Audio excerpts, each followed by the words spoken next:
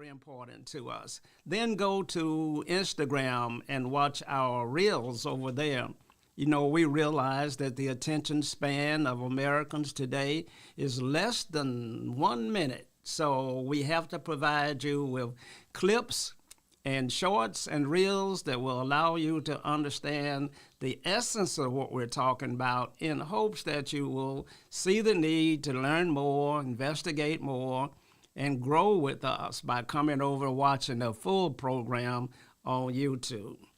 WeBelieveDigital.com. That's our website. It's currently under construction, and it will provide you with a link to all of the wonderful things that we're doing. Remember to check us out at We Believe Radio, playing music 24/7 with some of the best talk shows in the world. You know, one of my favorite shows is Dr. Eldridge Henderson when he says, organize, don't criticize. He talks about the enemies of humankind. Dr. Eldridge Henderson, a renowned lecturer right here in Jackson, Mississippi. I miss those old days when he and I would tear it up, chop it up on our podcast show. Maybe we can get that going again one day soon. Now, we're going to bring you information that you can't get anywhere else. So today we're going to talk about the heated debates and discussions that's going on with the power of elections and why elections really matter. Now, I'm going to start out briefly by talking about the people that have been polled by one of our premier pollsters and how they fared in that poll. Now, that doesn't mean that they've actually qualified to run for the highest office in Jackson, and that being the mayor's position. But it does mean they've shown enough interest in the position to be included in the poll. So we're going to talk about those candidates. We're going to talk a little bit about Donald Trump and the power of the presidency and the turmoil and the things that are going on now in Washington, D.C., and it demonstrates to you the power of the office and how these things really matter and how individuals affect your daily lives. Sometimes you don't know they're affecting your daily lives, but President Trump has a way of making you feel the pain immediately, making you recognize that he is in power and in position to either make your life better or to make it holy hell. So we're going to talk about that a little bit as well. But let's get right into the election cycle for the highest position in Jackson, Mississippi, that being the mayor's race. Now, the mayor of Jackson has an incumbent that has been there 8 years, and that's Chokwe Antar Lumumba. He is the current mayor of Jackson, and we're going to speak to you a little bit about him. Another individual that has shown up in the polls is Tim Henderson. Well, let me back up for a minute and give you a little background information on the individuals as we go through, because I may not have time to talk about each and every one of them, because quite frankly, we have 15 candidates, 15 people that are in this poll. That's a lot of people. And we want to talk about why so many. So let's go back and talk about the incumbent, Mayor Chokwe Antar Lumumba. He's a two-term mayor. This would be his third time running for mayor. And he's been a very popular person. He's very articulate. He's very charismatic. He's the kind of individual that you would think that anybody would want in this office, in this position. But our mayor has fallen on some difficult times. You know, there's currently the threat of indictments, and there's the threat of corruption and other things that has hampered his ability to lead the city in a way that saw his poll numbers drop from a historical high of 35-40% down to below 18% in our current numbers. So the mayor's got some issues that he's got to overcome. Now, I was listening to the Brent Hazard talk show over on WMPR radio this morning at 8 a.m., and they spent a lot of time talking about the mayor of Jackson and whether or not he is going to run for re-election or not. Some say that he has not qualified as of this date, and that's a good indication that maybe he won't qualify. And why wouldn't he? Well, there's an issue of campaign finance reports that have not been filed in several years, and some believe that lack of filing that financial information and the threat of a indictment on corruption charges could hamper his ability to even qualify for the office. Don't know for sure, but I do know this, that the mayor has demonstrated his ability to win. He lost his first time out. He then won the next time he ran, and then he got reelected. So he's got a campaign war chest, and he's got a ground game, and he got the history behind him. It's always difficult to take on an incumbent, but we'll see. The next individual is Tim Henderson. Now, Tim is an interesting guy. I met with Tim. He and I sat down over at Primo's restaurant and had a breakfast meeting, and we talked about his candidacy, and we talked about, what his vision was for the city and how and why and when. He thought that he would pull this off. Now, I'll give Tim credit that he has gone out and he has surrounded himself with some of the more prolific community activists in the city of Jackson. Sherry Jones, a young man that is absolutely central to the running and the operation of WMPR radio station, serves as his guide, and I believe, even though he hadn't told me this, I believe he also serves as his campaign manager.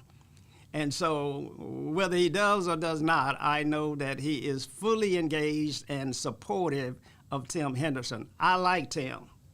I told Tim during our meeting that I like this vision, and I like the things that he was saying to me. He brings a new, fresh approach into the marketplace. So we're going to talk about Tim a little bit. The next individual, Delano Funches. Now, this is a young man that I don't know a lot about. He's a newcomer in the political arena, but I understand that he is a great attorney and that he does good work, and I do see his signs around Jackson, all of his billboards and his activities there, and he indicates that he's going to make a difference.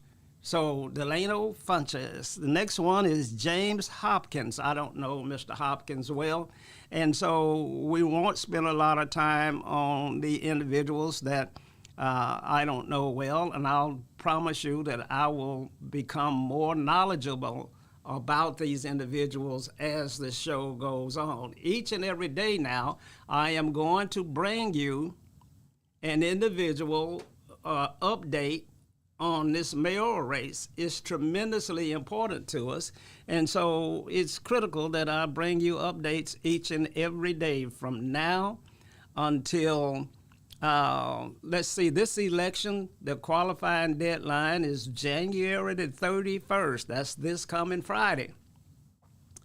And the election is going to be on April 1st. Now, I don't get why the election for the highest office in Jackson is going to fall on April Fool's Day.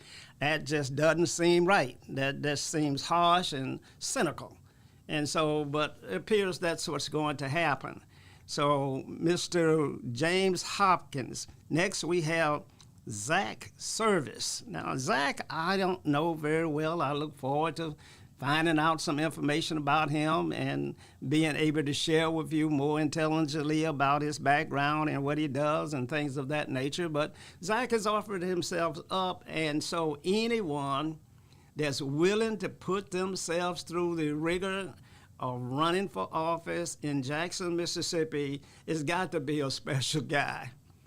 You know, because when you run for this office, it is a contact sport. Now, I got that phrase from Mayor Harvey Johnson Jr. He always said, this is a contact sport, Socrates. This is hardball. People are going to say and do things and talk about you in any way that they feel to try and improve their candidate's position or try just to stop you. And if you don't have a history, guess what? They'll make you up one. They'll give you a history. So it doesn't have to be true or anything. Our President Trump always coined the phrase, fake news. So if you don't have a background, we'll pick one out for you and give you that background. And then you'll have to carry that tag, carry that cross throughout the entire campaign.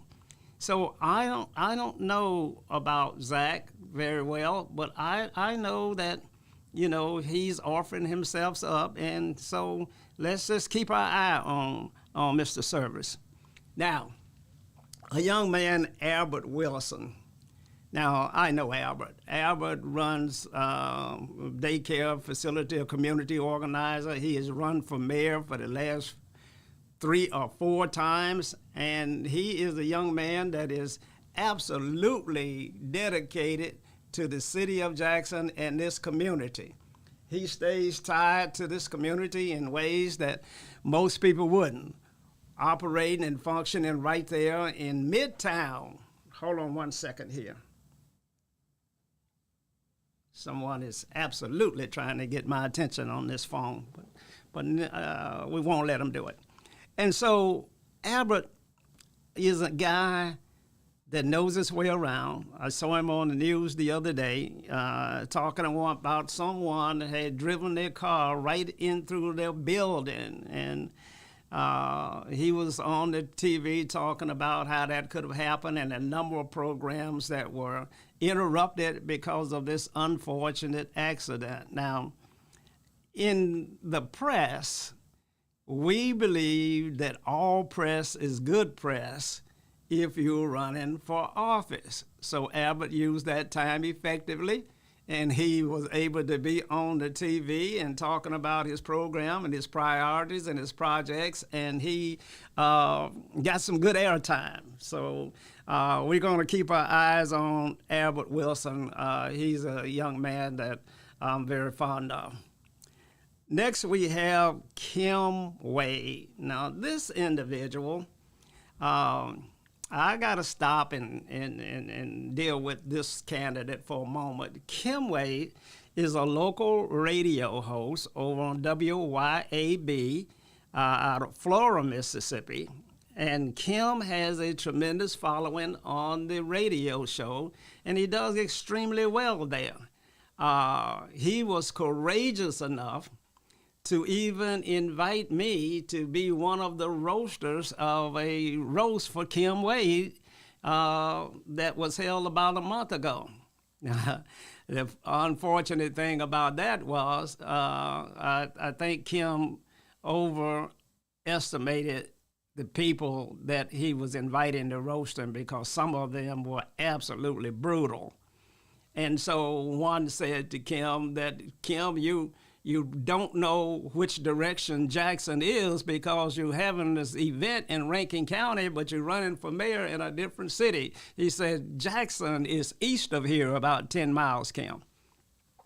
And so he had a good program, a difficult time with that. But Kim, he's got an interesting platform that he's running on. He believes that Jackson has been taken advantage of by black citizens, especially black business people, who he likes to call black business people set-aside Negroes. And, you know, that's not good. But when you're running for a city which is 85% black, you cannot be denigrating the citizens and the city itself, and which Kim does every day on his radio show. He has tremendous support by white Republicans. They love him. That you can tell that by the number of calls that he gets to his show each and every day. And so he's got a following. You know, his platform seems to me he would be a better candidate for a Republican city, but that's yet to be seen. Who knows? We saw in the Trump elections where blacks and Hispanics had moved over to the Republican Party in ways that we had never seen before. So there's a dynamic and tremendous shift that's taken place in this arena between Republicans and Democrats, Hispanics and blacks. We don't know exactly who's on first and where people are today. But this race in Jackson is going to shed a lot of light on all of these issues. Now, the next gentleman that we have, Marcus Wallace. Now, Marcus is like a son to me. Marcus' father and I were very, very close. I call Marcus' father, Jerry Owens, who's deceased now, recently passed away, the godfather of black business people in the state of Mississippi. There was no one like Jerry Owens. He was an individual that had more charisma and could sell anything and was so competitive until it was just unreal. We miss him tremendously. Now, he trained Marcus, and Marcus has gotten that training, and he is now trying to move himself in a position to become the mayor of the city of Jackson. Now, Marcus has been running for quite some time. He's had his signs out, and he's had the mobile signs out and running over the city for 2 or 3 years. And he's very articulate. He's very involved in the community. He's very involved with black men, young men especially. He's very involved with the sports activities and has done tremendous work in that area. Marcus is also a former mayor of Edwards, Mississippi. So he has some mayoral experience in that he was the mayor of a small town in the state of Mississippi. So Marcus brings personality, charisma, the energy. He brings a lot of qualities into this campaign. That's Marcus Wallace. Next we have in this poll, Chris Bell. Now, Chris Bell is a state legislator that has moved up in power positions inside of the legislative body in the state of Mississippi. I think formerly he was an insurance agent, I believe, and he was very well known in the community. A gentleman that has worked hard to build his business and then offered himself up to run for office in the legislature, and he was victorious. He ran against a good friend of mine, James Coverton, some 8 years ago, it seems. And I supported James a great deal then because he and I were as thick as thieves, two peas in the pot. We've done a lot of business deals together. And but Chris was victorious, and he's gone on to be reelected to that seat. And now he has put his name in contention. Either he has put his name in or the community has put his name in as a candidate for the mayor of the city of Jackson, Chris Bell. Now, we get Rodney DePriest. Now, Rodney DePriest is an interesting gentleman. He's been in the We Believe studios on several times. He's had podcast shows here with Vince Gordon on Prove 'Em Wrong. One show that I do miss dearly, and I got to get with Vince to get it back in the studio. Rodney DePriest is working in the community, and he's got tremendous church affiliations. And he's a gentleman that bears watching. Now, the only drawback that I can tell you about Mr. DePriest at the moment is he happens to be white in an 85% black city, and he's running to be mayor. And that is going to present some challenges, qualification-wise and charisma-wise, and his ability to interact in the black community. He seems to have all of those ingredients. Now, one thing I'll say about DePriest is that he has surrounded himself with some tremendously strong individuals to help him with this campaign. He's gotten Bill Washington, a gentleman that has had more successful candidates running for office probably than anyone else, that knows the church circuit inside and out, and he's working with Mr. DePriest. He also has the Representative Ronnie Crudup Jr. Now, he is the son of my pastor over at New Horizon Church, and Ronnie Jr. is also working with DePriest. Councilman Kenny Stokes told me that they had their candidate all over the Martin Luther King parade, and that they should have if they want to make inroads into this city. So that's Rodney DePriest. Next, we have Bradley Lum. Bradley Lum is also white. Bradley is a formidable person. He's worked in this community. He considered running for mayor 4 years ago. Actually, Bradley came by the house and we talked for a moment, and I expressed to him at that time that while he had tremendous qualification and he has the appetite for it, he's also white, and it just was going to be difficult to get elected in an 85% black city. But Bradley has done great work. At the time, he was working with the Mississippi Blind Institute and doing great work over there, working with citizens and young men, helping them rehabilitate their lives and helping them move forward. And so Bradley is in this poll as well. Next, we have the godfather himself, Kenneth I. Stokes. Now, Mr. Stokes has been the council person for Ward 3 for as long as I can recall. The only time I can recall that he wasn't the council person is when he decided that he was going to run for supervisor in Hinds County, and he offered himself up for the supervisor's position in Hinds County, and he won the supervisor's race hands down, and he became a supervisor. Mr. Stokes enjoys tremendous popularity in Ward 3 in the central Mississippi. Now, this studio and this business that I operate is also in Ward 3, so I have the opportunity, we're talking to Mr. Stokes often about what's going on in his ward, what's going on in this city. Now, interestingly enough, Mr. Stokes historically has not been the darling of the white community.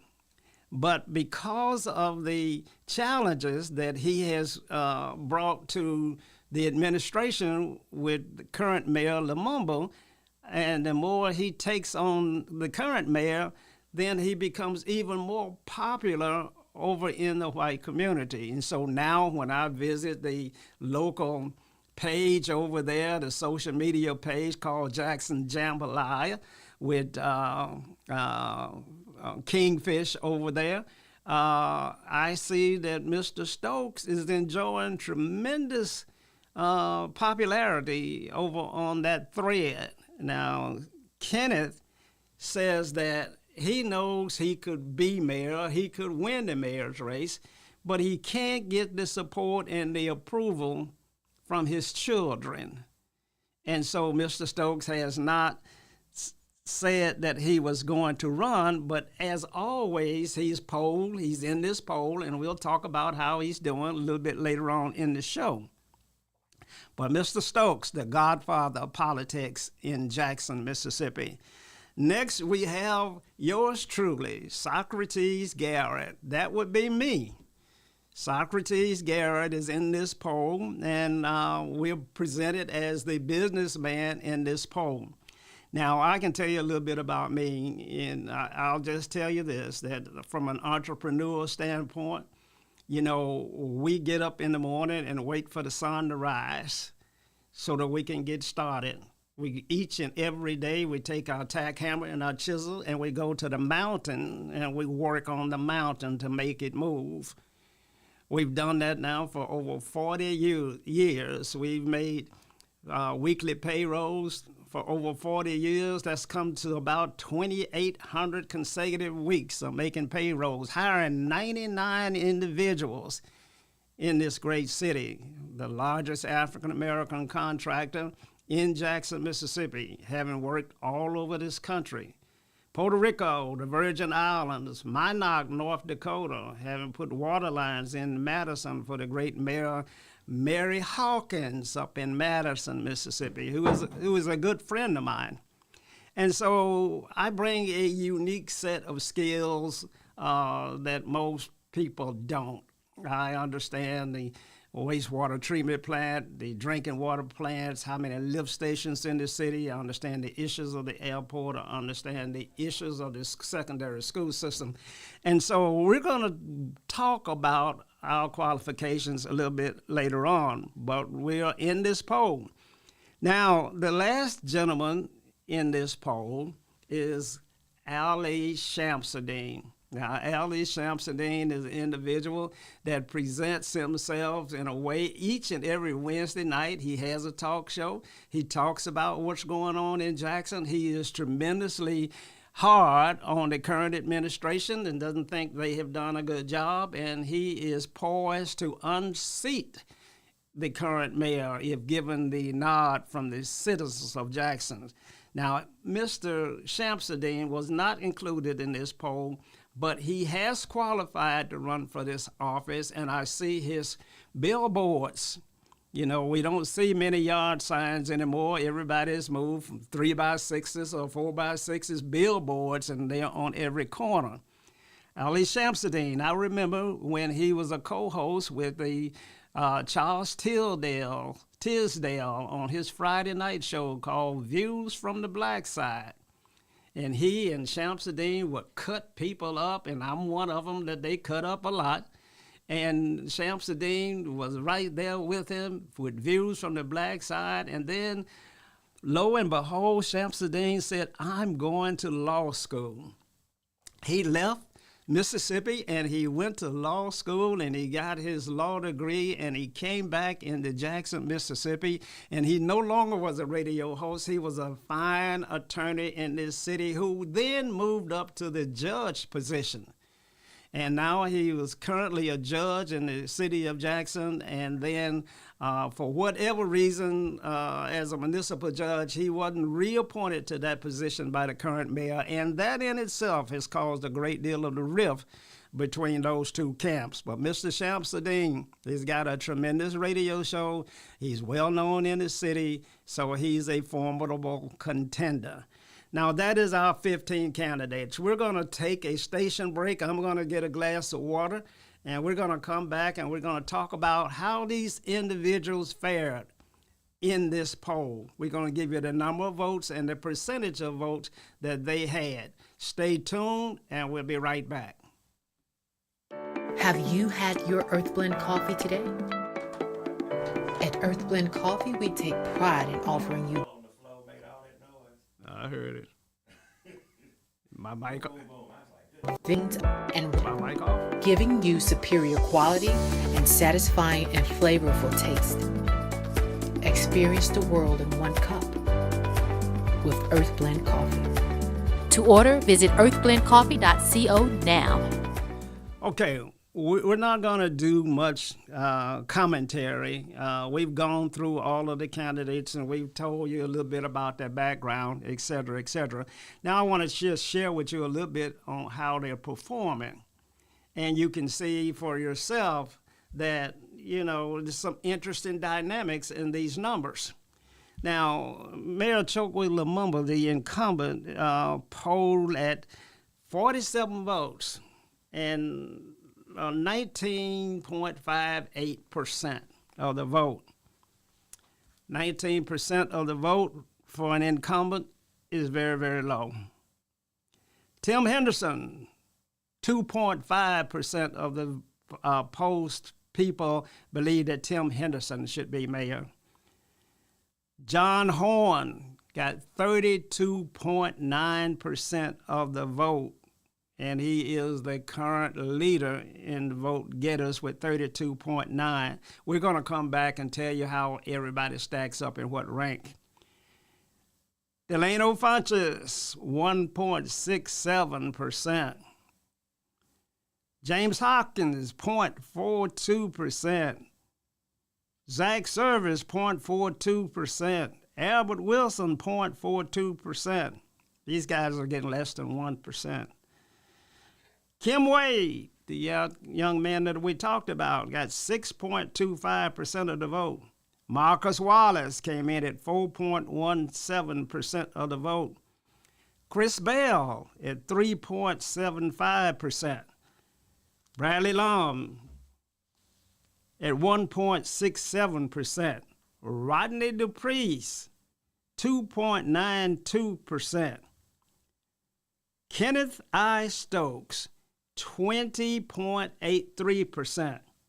Socrates Garrett, 2.5%. Ali Shamsuddin did not poll. So there you have, from this early poll, and of course this is before people start spending money and putting their names out there. This is a random poll. But it was a single issue poll. I mean, it didn't have a lot of other things that you could vote on, and so it was important. It was a single issue poll. So when we look at that, the current leader in the poll for the mayor's job in Jackson, Mississippi, is John Horn, Senator John Horn. Now, Kenneth I. Stokes came in second place with 20.83%. That's Kenneth Stokes. And then the incumbent mayor, Chokwe Lumumba, still came in at 19%. So I'm going to say that everybody else in the race is just lumped in a category that bunched all up together, and probably a lot of people will be dropping out of this contest based upon this intelligence. And so the gentlemen that we have to focus on at this point, the top three candidates are John Horn, Chokwe Lumumba, and Kenneth I. Stokes. Now, the interesting dilemma here for the citizens of Jackson is that currently we have serious questions about whether or not Mayor Lumumba is going to run. If he falls out of this race, that's going to really send shockwaves through these numbers. And Kenneth I. Stokes, with 21% of the votes that's coming his way, has already indicated that he is not running, which is going to send shockwaves through these numbers.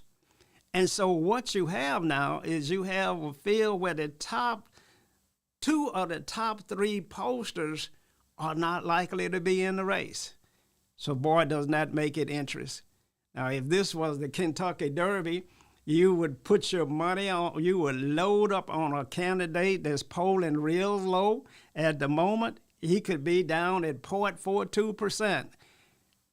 And he could move through this pack very swiftly if he's got some name identity and he's got some money and he's got the work ethic that's necessary to get this thing done.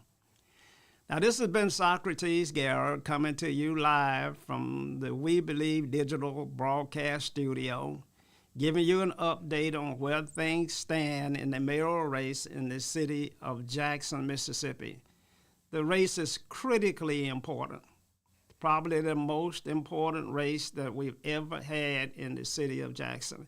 Now, I know everybody always says that this is the most important race, but that's what they say because they want to get elected. I'm saying this is the most important race because we have a city that's in turmoil.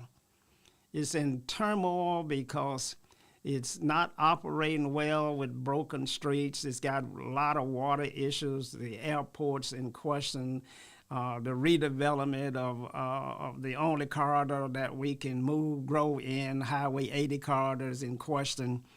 There's so many things going on in Jackson that are unsettling that we're going to have to deal with. We're going to have to deal with a legislative body that's controlled by Republicans that have held the funds from Jackson, Mississippi for years and have their foot on the neck of this great city right now. And in my opinion, we're being starved to death. And so we have these issues that are going on that makes this a critical election. Then when we look at our leadership that are in trouble with the recent indictments that we saw in our political landscape, when we lost one council person in Angelique Lee who was pled guilty. We lost another young man that businessman of prominent family out here that Mr. Smith has pled guilty to corruption and embezzlement, and the indictments of our DA, the indictment of city council person Aaron Banks, and the indictment of Mayor Chokwe Antar Lumumba just got this city in turmoil. We need a steady hand. We need someone now that understands the issues. We do not need a candidate that does not understand the troubles that Jackson are in, and one that does not have the ability to move Jackson through these difficult times. Kenneth I. Stokes says we need a bridge over troubled water, because we got a lot of troubled water in Jackson, Mississippi.